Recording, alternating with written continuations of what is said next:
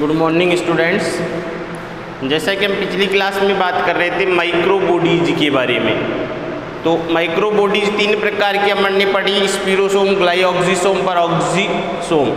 Next है सूक्ष्म नलिकाएं। ये सूक्ष्म नलिकाएं कोशिका द्रव जो होती है उस कोशिका द्रव में बिखरी हुई अवस्था में पाई जाती है और कोशिका के अंदर क्या बनाती है, कोशिका की संरचना को क्या करती है, स्थायी बनाए रखती है। इनकी खोज की बात करते हैं तो इनकी खोज पादप और जंतु कोशिकाओं में अलग अलग हुई। अर्थात पादप को जंतु कोशिकाओं की बात करते हैं तो जंतु कोशिकाएं जो होती है उनकी खोज जंतु कोशिकाओं में सूक्ष्म नलिकाओं की खोज किसने की, रॉबर्टिस और फ्रांची नामक जो वैज्ञानिक है उन दोनों ने मिलकर किसमें को देखा, इनको सबसे पहले पादप जंतु कोशिकाओं में। और पोर्टर नामक वैज्ञानिक था, पोर्टर ने क्या किया कि पादप कोशिकाओं में सबसे पहले इनको देखा, किनको, सूक्ष्म नलिकाओं को। उसके बाद में ये जो होती है ये नलिकाएं कैसी, जो कोशिका द्रव जो होती है उसमें गोल, नलिकाकार, अशाखित, बेलनाकार, खोखली नलिकाओं से बनी होती हैं। तो ये सूक्ष्म नलिकाएं जो होती है ये भी छोटी छोटी नलिकाओं से मिलकर बनी होती है। और वो छोटी नलिकाएं क्या होती है, गोल होती है, नलिकाकार होती है, अशाखित होती है और बेलनाकार होती हैं।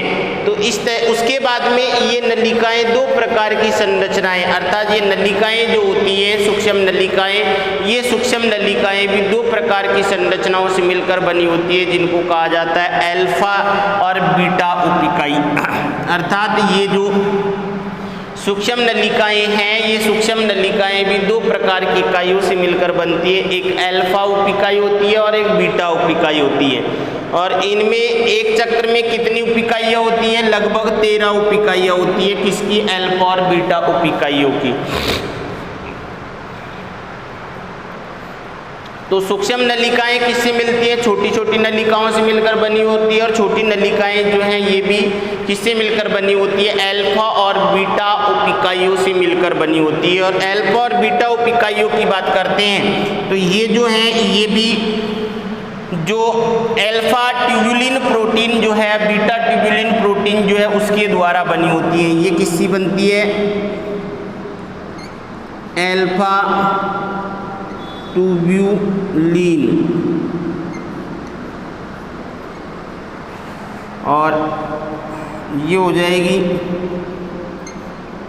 Beta tubulin. तो अल्फा ट्यूबुलिन और बीटा ट्यूबुलिन जो है उसके द्वारा बनी होती है कौन, बीटा और अल्फा उपिकाई जो है वो बनी होती हैं। अल्फा ट्यूबुलिन ये प्रोटीन होती है वास्तव में। तो उसके बाद में सूक्ष्म नलिकाएं जो हैं ये कार्य क्या करती हैं, ये कार्य करती है कोशिका की संरचना को बनाए रखना, अर्थात कोशिका की जो संरचना जो होती है उसको स्थायी रूप से बनाए रखती है। अर्थात ये सूक्ष्म नलिकाएं कोशिका का पिंजर बनाने का काम करती हैं। अगर अपन इसको बोले अर्थात ये कोशिका का पिंजर बनाती हैं। उसके बाद में तारक केंद्र निर्माण में, क्योंकि तारक काय जो होती है उसके निर्माण में भी जो जंतु कोशिकाओं में पाया जाता है, जंतु कोशिकाओं में कोशिका विभाजन की। उसके बाद में अगर अपन बोले जैसे पादप कोशिका में कोशिका विभाजन में भी ये क्या कर देती है, सहायता करती है। उसके बाद में कशाभिका और पक्षमाभ के निर्माण में भी, क्योंकि वो भी सूक्ष्म नलिकाओं से बनी होती है, तो ये पक्षमाभ व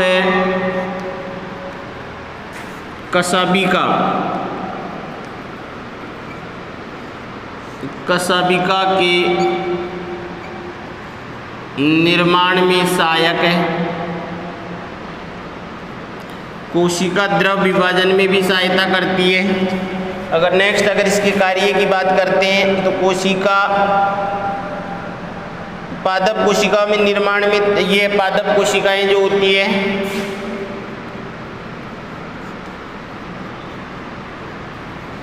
पादप कोशिकाओं में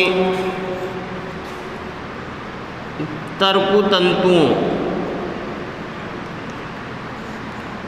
के निर्माण में, क्योंकि तर्कतंतु जो होते हैं जिस प्रोटीन के बने होते हैं वो क्या होता है, ट्यूबुलिन प्रोटीन होती है, निर्माण में सहायक होते हैं। उसके बाद में अगर इसका नेक्स्ट कार्य की बात करते हैं तो नेक्स्ट कार्य जो है वो है पादप कोशिका द्रव विभाजन में भी क्या कर देती है, क्योंकि तर्कतंतुओं का निर्माण होगा यहाँ पर, तो पादप कोशिका द्रव्य विभाजन में भी सहायक है, क्योंकि पादप कोशिका जो होती है, पादप कोशिका में कोशिका द्रव विभाजन जो होगा वो कैसे होगा कि कोशिका जो होती है, सपोज करो ये पादप कोशिका है,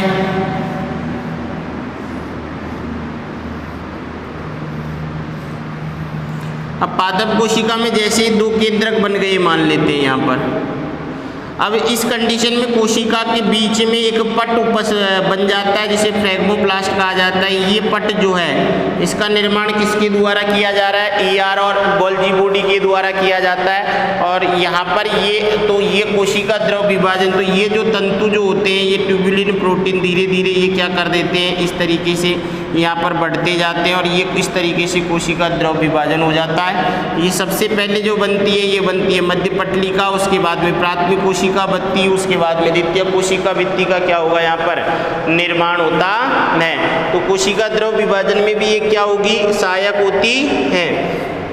तो इसके कार्य क्या क्या हो जाएंगे, सबसे पहले कोशिका की संरचना को बनाए रखना, तारक केंद्र का निर्माण करना भी इसका कार्य होता है। पक्षमाभ और कशाभिकाएं जो होती हैं, क्योंकि पक्षमाभ और कशाभिकाएं जो होती हैं वो भी सूक्ष्म नलिकाकार संरचनाओं से मिलकर बनी होती है। पक्षमाभ जो होते हैं ये छोटे होते हैं, अब इनके बारे में अपन नेक्स्ट क्लास में पढ़ेंगे, छोटी होती हैं और ये बड़ी होती हैं। ये संख्या में अधिक पाई जाती है और ये संख्या में कम पाई जाती है। जैसे अगर पैरामीशियम की बात करते हैं तो पैरामीशियम के शरीर के चारों तरफ पक्षमाभ पाए जाते हैं। हमारी अगर अपन बात करते हैं श्वास नली में भी छोटे छोटे पक्षमाभ पाए जाते हैं। और कशाभिकाएं जो होती है बड़ी संरचनाएं होती हैं जो गमन में सहायता करती है, भोजन को पकड़ने में सहायता करती है। इसी तरीके कोशिका तर्कतंतुओं का निर्माण होता है जब कोशिका विभाजन होता है। कोशिका विभाजन के समय क्या तारक केंद्र जो होते हैं वो अलग ध्रुव पर चल जाते हैं और उनसे क्या होता है, तर्कतंतुओं का छोटे छोटे तंतुओं का निर्माण होता है जो गुणसूत्रों के सेंट्रोमियर जो होते हैं उस सेंट्रोमियर से जाकर जुड़ जाते हैं। और जैसे ही गुणसूत्रों को पृथक कर, जब गुणसूत्र अलग अलग ध्रुवों पर गति करते हैं तो उन गुणसूत्रों को अपनी तरफ खींचने का कार्य किसके द्वारा किया जाता है, तर्कतंतुओं के द्वारा किया जाता है। उसके बाद में पादप कोशिका द्रव विभाजन जो होता है, पादप कोशिका जो होती है उस पादप कोशिका में कोशिका द्रव विभाजन होगा और कोशिका द्रव विभाजन में भी ये सूक्ष्म नलिकाएं जो होती हैं वो सहायता करती हैं। तो और ये किसकी इसमें इंपॉर्टेंट है, ये कॉन्स्टिट्यूटिव प्रोटीन के द्वारा अल्फा ट्यूबुलिन और बीटा ट्यूबुलिन प्रोटीन के द्वारा बनी होती है। इसकी उपिकाई जो होती है उसके एक चक्र में 13 उपिकाइयाँ होती हैं। ये छोटी छोटी नलिकाकार संरचनाएं होती हैं और नलिकाकार संरचनाएं गोल नलिकाकार असाकित और बेलनाकार खोखली संरचनाएं होती है जिनसे ये बनी होती हैं। ये हो गई अपनी सूक्ष्म नलिकाएं। अपन नेक्स्ट क्लास में पढ़ेंगे नेक्स्ट कोशिकांग।